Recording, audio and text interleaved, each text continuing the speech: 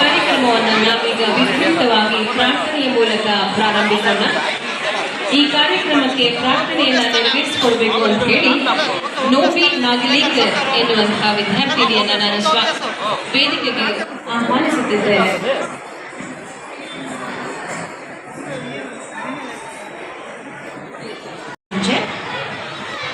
ಕನಕಪ್ರಿಯ ನಾಟ್ಯ ಕ್ಲಬ್ ಕಾರ್ಯದರ್ಶಿಗಳು SNERT trust Hosadurga ಇವರಿಗೆ ನಾನು ಈ ಕಾರ್ಯಕ್ರಮಕ್ಕೆ ಸ್ವಾಗತವನ್ನು ಕೋರುತ್ತಿದ್ದೇನೆ.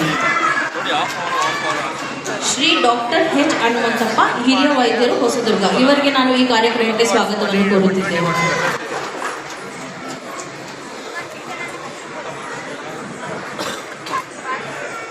ಶ್ರೀ ಡಾಕ್ಟರ್ MH ಕೃಷ್ಣಮೂರ್ತಿ ಕನಕ ವಿದ್ಯಾ ಸಂಸ್ಥೆ ಹೊಸದುರ್ಗ ಇವರಿಗೆ ನಾವು ಈ ಕಾರ್ಯಕ್ರಮಕ್ಕೆ ಸ್ವಾಗತವನ್ನು ಕೋರುತ್ತಿದ್ದೇವೆ.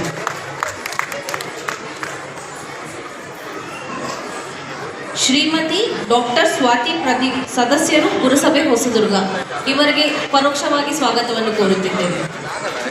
ಶ್ರೀಮತಿ DV ನಾಗಮಣಿ ಲಕ್ಷ್ಮಣ್ ನಿವೃತ್ತ ಮುಖ್ಯ ಶಿಕ್ಷಕಿ ಹೊಸದುರ್ಗ ಇವರಿಗೆ ನಾನು ಈ ಕಾರ್ಯಕ್ರಮಕ್ಕೆ ಸ್ವಾಗತವನ್ನು ಕೋರುತ್ತಿದ್ದೇನೆ. ಈ ಕಾರ್ಯಕ್ರಮದ ಅತಿಥಿಗಳಾದ ಶ್ರೀ ತಿರುಪತಿ ಪಾಟೀಲ್ ದಂಡಾಧಿಕಾರಿಗಳು ಹೊಸದುರ್ಗ ಅವರಿಗೆ ನಾನು ಈ ಕಾರ್ಯಕ್ರಮಕ್ಕೆ ಸ್ವಾಗತವನ್ನು ಕೋರುತ್ತಿದ್ದೇನೆ. ಶ್ರೀ ಸೈಯದ್ ಮೋಸಿ ಹೊಸದುರ್ಗ ನಾನು ಇವರಿಗೆ ಈ ಕಾರ್ಯಕ್ರಮಕ್ಕೆ ಸ್ವಾಗತವನ್ನು ಕೋರುತ್ತಿದ್ದೇನೆ.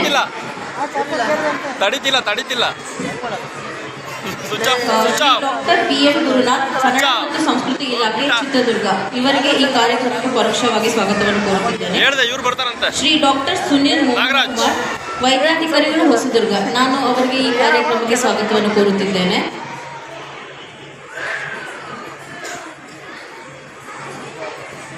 ಧನ್ಯವಾದಗಳು.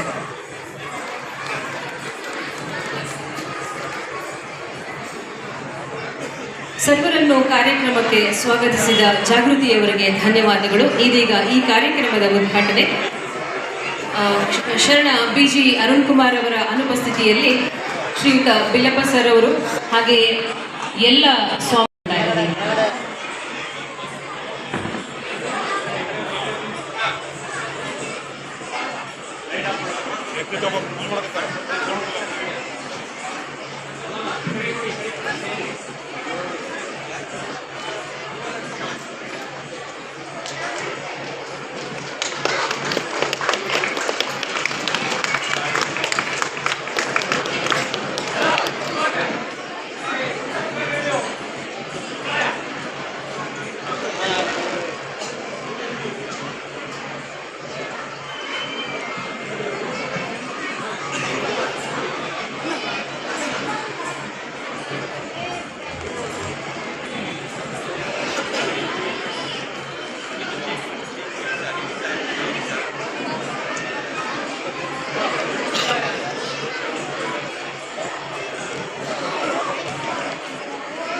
ಉದ್ಘಾಟನೆಯನ್ನು ನೆರವೇರಿಸಿಕೊಟ್ಟಂತಹ ಸರ್ವರಿಗೂ ಧನ್ಯವಾದಗಳು. ಉದ್ಘಾಟನೆ ನೆರವೇರಿಸಿದಂತಹ ವಿಶ್ರಾಂತ ನ್ಯಾಯಮೂರ್ತಿಗಳು ಕರ್ನಾಟಕ ಉಚ್ಚ ನ್ಯಾಯಾಲಯ ಬೆಂಗಳೂರು ಶ್ರೀಯುತ H ಬಿಲ್ಲಪ್ಪ ಸರ್ ಅವರು 4 ನುಡಿಗಳನ್ನು ಆಡಬೇಕು ಅಂತೇಳಿ ಈ ಮೂಲಕ ಕೇಳ್ಕೊಳ್ತಾ ಇದ್ದೀನಿ. ಎಲ್ಲ ಆತ್ಮೀಯ ಬಂಧುಗಳೇ, ಮೊದಲನೇದಾಗಿ ಇಂತಹ ಒಂದು ಕಾರ್ಯಕ್ರಮವನ್ನು ಹೊಸದುರ್ಗದ ಜನತೆಗೆ ಕೊಟ್ಟರಲ್ಲ, ಅದರಿಂದ ಡಾಕ್ಟರ್ ನಾಗರಾಜ್ ಅವರಿಗೆ ಮತ್ತು ಅವರ ಜೊತೆಗಿರುವಂಥ ಎಲ್ಲ ಸಂಬಂಧಪಟ್ಟಿರುವಂಥ ಎಲ್ಲ ಸಹೋದ್ಯೋಗಿಗಳಿಗೆ ಹೃತ್ಪೂರ್ವಕವಾಗಿ ಅಭಿನಂದನೆಗಳನ್ನು ಸಲ್ಲಿಸಲಿಕ್ಕೆ ಇಷ್ಟಪಡ್ತೀನಿ. ಇದು ಒಂದು ಸಾಧಾರಣ ವಿಷಯ ಅಲ್ಲ. ವಿಶ್ರಾಂತ ಜೀವನವನ್ನು ನಾನು ಮಾಡೋಕ್ಕೆ ಶುರುವಾಗಿ 8.5 ವರ್ಷಗಳಾಯಿತು.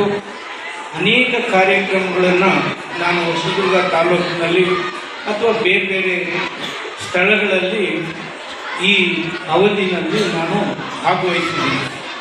ಆದರೆ ಇವತ್ತಿನ ಕಾರ್ಯಕ್ರಮ ಏನಂತಲ್ಲ, one of the best performances I have seen in these 8.5 years.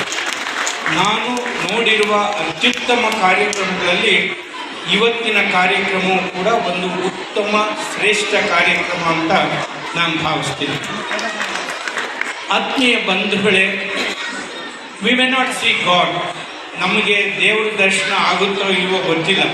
ಆದರೆ ಪ್ರಯತ್ನ ಮಾಡಿದ್ರೆ, ಸರಿಯಾದ ದೃಷ್ಟಿಕೋನವನ್ನು ಹೊಂದಿದ್ರೆ ಭಗವಂತನ ಸಾನ್ನಿಧ್ಯವನ್ನು, ದೈವತ್ವವನ್ನು ಅನುಭವಿಸಲಿಕ್ಕೆ ನಮ್ಮೆಲ್ಲರಿಗೂ ಸಾಧ್ಯ ಇದೆ. ಅದು ಯಾರಿಗೂ ಸೀಮಿತವಾಗಿರುವಂಥ ವಿಷಯ ಅಲ್ಲ, ನಮ್ಮೆಲ್ಲರಿಗೂ ಕೂಡ ಸರಿಯಾದ ದೃಷ್ಟಿಕೋನವನ್ನು ಇರಬೇಕು. ಅದನ್ನೇ ಭಗವದ್ಗೀತೆಯಲ್ಲಿ ಅರ್ಜುನಿಗೆ ಕೃಷ್ಣ ಹೇಳ್ತಾನೆ, ಅರ್ಜುನ, ನೀನು ಹೀಗೆ ನೋಡಿದ್ರೆ, ಸಾಮಾನ್ಯ ಕಣ್ಣುಗಳಿಂದ ನೋಡಿದ್ರೆ ನನ್ನ ವಿಶ್ವರೂಪ ನನಗೆ ದರ್ಶನ ಆಗಲ್ಲ ಆದರೆ ನೀನು ವಿಶೇಷ ದೃಷ್ಟಿಯಿಂದ ನೋಡಿದ್ರೆ ಆಗ ನೀನು ಚರಾಚರಗಳಲ್ಲಿ, ಎಲ್ಲ ಜೀವಿಗಳಲ್ಲಿ, ಎಲ್ಲ ಜೀವ ಇರುವಂಥದ್ದು, ಜೀವ ಇಲ್ಲೇ ಇರುವಂತಹ ಪದಾರ್ಥಗಳಲ್ಲಿ ನನ್ನನ್ನು ಕಾಣಬಲ್ಲೆ. ಅಂದರೆ we are connected to the entire universe. ನಾವೆಲ್ಲರೂ ಕೂಡ ಪ್ರತಿ ಇಡೀ ಈ ವಿಶ್ವದಲ್ಲಿರುವಂತಹ ಚರಾಚರಗಳ ಎಲ್ಲ ಪದಾರ್ಥಗಳಿಗೂ, ಎಲ್ಲ ಜೀವಿಗಳಿಗೂ ನಮ್ಮ ಸಂಬಂಧ ಏರ್ಪಟ್ಟಿದೆ. ಆದರೆ ಅದನ್ನು ಗುರುತಿಸೋಕ್ಕೆ ನಮಗೆ ಸಾಧ್ಯ ಆಗಿಲ್ಲ. ಯಾಕೆಂದರೆ ನಾವು ಶರಣರನ್ನು, ಸಂತರನ್ನು, ಮಹಾತ್ಮರನ್ನು ಸ್ಮರಣೆ ಮಾಡಿ ವೇದಿಕೆಗಳನ್ನು ನಾವು ನೋಡಿದ್ವಿ. ಚಿಕ್ಕ ಚಿಕ್ಕ ಮಕ್ಕಳು ತುಂಬ ತಮ್ಮ ನಾಟ್ಯ ಪ್ರದರ್ಶನವನ್ನು ಮಾಡಿದರು. ನಮ್ಮ ನಾಗರಾಜ್ ಅವರ ತಂಡ ತುಂಬ ಚೆನ್ನಾಗಿ ತರಬೇತಿಯನ್ನು ಮಾಡಿದೆ. ಇಂತಹ ಒಂದು ಕಾರ್ಯಕ್ರಮಗಳು ಎಲ್ಲರಿಗೂ ಬೇಕಾಗಿವೆ. ಯಾಕೆ ಅಂತ ಹೇಳಿದ್ರೆ, ಕಲೆ, ಸಂಗೀತ, ಸಾಹಿತ್ಯ, ಸಾಂಸ್ಕೃತಿಕ ಕಾರ್ಯಕ್ರಮಗಳು ನಮ್ಮ ಮನಸ್ಸನ್ನು ಅರಳಿಸುವಂತಿರಬೇಕು, ಮನಸ್ಸನ್ನು ಕೆರಳಿಸುವಂತಿರಬಾರದು. ನಮ್ಮ ಮನಸ್ಸನ್ನು ಅರಳಿಸಿ ಮುದಗೊಳಿಸುವಂತಿರಬೇಕು. ಇಂತಹ ಕಲೆ, ಸಂಗೀತ, ಸಾಹಿತ್ಯ, ಸಾಂಸ್ಕೃತಿಕ ಚಟುವಟಿಕೆಗಳನ್ನು ಇಡೀ ಜಗತ್ತೇ ಮೆಚ್ಚಿಕೊಂಡಿದೆ. ಆದರೆ ಒಳಿತು ಇದೆ, ಕೆಡುಕು ಇದೆ. ನೀವು ಮೊಬೈಲ್ ಇಟ್ಕೊಂಡ್ರೆ ಮೊಬೈಲ್ನಲ್ಲಿ ಒಳ್ಳೆ ವಿಚಾರಗಳು ಸಾಕಷ್ಟು ಇದ್ದಾವೆ. ಅದರಲ್ಲಿ ಅಷ್ಟೇ ಕೆಟ್ಟ ಅಪಾಯಕಾರಿಯಾದಂತಹ ಸನ್ನಿವೇಶಗಳು ನೀವು ಕಾಣಬಹುದು. ಹಾಗೆ ನಿಮ್ಮ ಕೈಯಲ್ಲಿ ಮೊಬೈಲ್ ಇದೆ, ನೀವು ಆಯ್ಕೆ ಮಾಡಿಕೊಳ್ಳೋದು ನಿಮ್ಮ ಕೈಲೇ ಇದೆ. ಒಳಿತೆಯನ್ನು ಆಯ್ಕೆ ಮಾಡಿಕೊಳ್ಳಲಿಕ್ಕೂ ನಿಮಗೆ ಸಾಧ್ಯತೆ ಇದೆ, ಕೆಟ್ಟದ್ದನ್ನು ಆಯ್ಕೆ ಮಾಡಲಿಕ್ಕೂ ನಿಮಗೆ ಸಾಧ್ಯತೆ ಇದೆ. ಹಾಗೆ ಟಿವಿಯ ರಿಮೋಟ್ ಕಂಟ್ರೋಲ್ ನಿಮ್ಮ ಕೈಲೇ ಇದೆ, ನೂರಾರು ಚಾನಲ್ಗಳಿರ್ತವೆ. ಒಳಿತನ್ನು ಆಯ್ಕೆ ಮಾಡಿಕೊಳ್ಳೋದು ನಿಮ್ಮ ಕೈಲೇ ಇದೆ, ಅಲ್ಲಿ ಕೆಟ್ಟದ್ದನ್ನು ನೋಡ್ಲಿಕ್ಕೂ ನಿಮಗೆ ಸಾಧ್ಯತೆ ಇದೆ. ಹಾಗಾಗಿ ಸಮಾಜದಲ್ಲಿ ನಾವೆಲ್ಲರೂ ಸಹ ಸುಂದರ ಸ್ವಾಸ್ಥ್ಯ ಸಮಾಜವನ್ನ ನಿರ್ಮಾಣ ಮಾಡಬೇಕು ಅಂದ್ರೆ ನಮ್ಮ ಸಂಸ್ಕೃತಿ ಅದು ಶ್ರೇಷ್ಠ ಸಂಸ್ಕೃತಿ, ನಮ್ಮ ಕಲೆ, ಸಂಗೀತವೆಲ್ಲವೂ ಸಹ ಶ್ರೇಷ್ಠವಾಗಿರ್ಬೇಕು. ಅವುಗಳನ್ನು ನಮ್ಮೆಲ್ಲ ತಂದೆ ತಾಯಿ ನಿಮ್ಮ ಮಕ್ಕಳಿಗೆ ಇಷ್ಟೆಲ್ಲ ಒಳ್ಳೆಯ ಕಾರ್ಯಕ್ರಮವನ್ನು ನೀಡಿಕೊಳ್ಳಲಿಕ್ಕೆ ಅವಕಾಶ ಮಾಡಿಕೊಂಡಿದ್ದೀರಿ. ಹಾಗೆ ಎಲ್ಲ ಮಕ್ಕಳಲ್ಲೂ ಪ್ರತಿಭೆ ಇದೆ. ಆ ಪ್ರತಿಭೆಯನ್ನ ನಾವು ಗುರುತಿಸಿ ತಂದೆ ತಾಯಿಗಳು ಪೋಷಣೆ ಮಾಡಬೇಕು. ಎಷ್ಟೋ ಕಡೆಗಳು ನೋಡ್ತೇವೆ, ಆ ಒಂದು ಕಲೆಯನ್ನ ಪ್ರದರ್ಶನ ಮಾಡಲಿಕ್ಕಾಗಿ ಎಲ್ಲರೂ ಸಹ ಸ್ವಾಮಿ ವಿವೇಕಾನಂದರಾಗಬೇಕು, ಬಸವಣ್ಣನವರಾಗಬೇಕು, ಬುದ್ಧ ಆಗಬೇಕು, ಅಂಬೇಡ್ಕರ್ ಆಗಬೇಕು ಅಂತೇಳಿ ಪಾತ್ರಗಳನ್ನ ಆಯ್ಕೆ ಮಾಡಿಕೊಳ್ತೇವೆ. ಆದರೆ ಅವುಗಳಂತೆ ನಮ್ಮ ಬದುಕನ್ನು ರೂಪಿಸ್ಕೋಬೇಕು ಅನ್ನುವಂಥದ್ದು ನಾವು ಕಲಿಬೇಕಾಗಿದೆ. ಅವರ ಜೀವನ ಚರಿತ್ರೆಗಳನ್ನು ಅಳವಡಿಸಿಕೊಂಡ ಮಕ್ಕಳು ಸಹ ಮೌಲ್ಯಗಳಿಂದ ತಮ್ಮ ಬದುಕನ್ನು ರೂಪಿಸ್ಕೋಬೇಕು ಅನ್ನುವಂತಹ ತತ್ವ ಸಂದೇಶವನ್ನು ನಾವು ಒಳಗೊಂಡಾಗ ಇಡೀ ಸಮಾಜ ತುಂಬ ಸುಂದರ ಆಗ್ತದೆ, ಎಲ್ಲವೂ ಒಳಿತಾಗುತ್ತೆ ಅನ್ನುವಂಥ ದೃಷ್ಟಿಯಿಂದ ನಮ್ಮ ನಾಗರಾಜ್ ಅವರ ತಂಡ ವಿಶೇಷವಾಗಿ ನಮ್ಮ ವಸ್ತ್ರದಲ್ಲಿ ಇವತ್ತು ಒಂದು ಒಳ್ಳೆಯ ಕೆಲಸವನ್ನು ಮಾಡ್ತಾ ಇದೆ.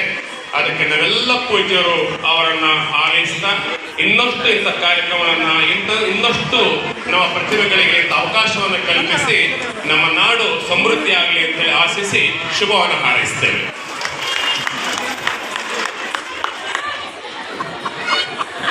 ಕಲೆ ಎನ್ನುವುದು ವಿಲಾಸಕ್ಕಾಗಿ ಅಲ್ಲ, ವಿಕಾಸಕ್ಕಾಗಿ ಕಟ್ಟುವುದು.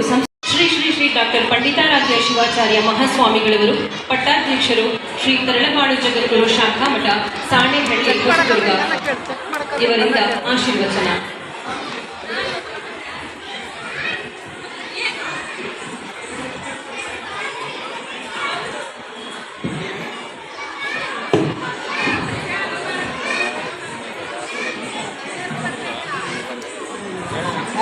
ಈಗ ಅವಾಗ ಹಾಕಿದ್ದೆ ಬ್ರೋ, ಈಗ ಬಂದಿಲ್ಲ. ಭರತನಾಟ್ಯವನ್ನು ಅತ್ಯಂತ ಕಡಿಮೆ ಖರ್ಚಿನಲ್ಲಿ ಕಲಿಸ್ಕೊಡ್ತಾ ಇದ್ದಾರೆ.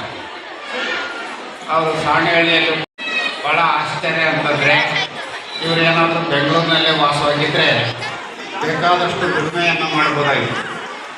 ಆದರೆ ನಾಗರಾಜ್ ಅವರಿಗೆ ದುಡಿಮೆಗಿಂತ ಹೆಚ್ಚಾಗಿ ಪ್ರಬಲವಾದಂಥ ಇಚ್ಛಾಶಕ್ತಿಯನ್ನು ಇಟ್ಕೊಂಡು ಸುತ್ತಮುತ್ತ ಓಡಾಡಿ ಗ್ರಾಮೀಣ ಮಕ್ಕಳಿಗೆ ಈ ಕಲೆಯನ್ನು ಕಲಿಸ್ತಾ ಇದ್ದಾರೆ.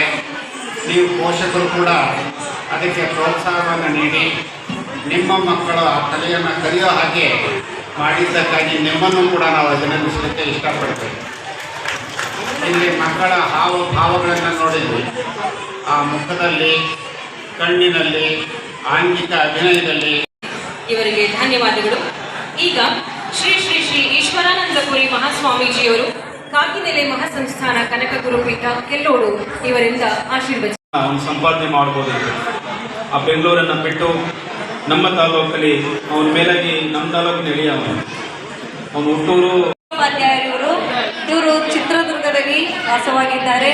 ಇವರು ಸಹ ವೇದಿಕೆಯಲ್ಲಿ ಬರಬೇಕು ಅಂತ ಹೇಳ್ತಾರೆ. ಸಂಗೀತ, ನೃತ್ಯ ಕಲೆಗಳು ರಾಷ್ಟ್ರೀಯ ಭಾವೈಕ್ಯತೆ ಹಾಗೂ ಸಾಮಾಜಿಕ ಹಾಗೂ ಧಾರ್ಮಿಕ ಐಕ್ಯತೆ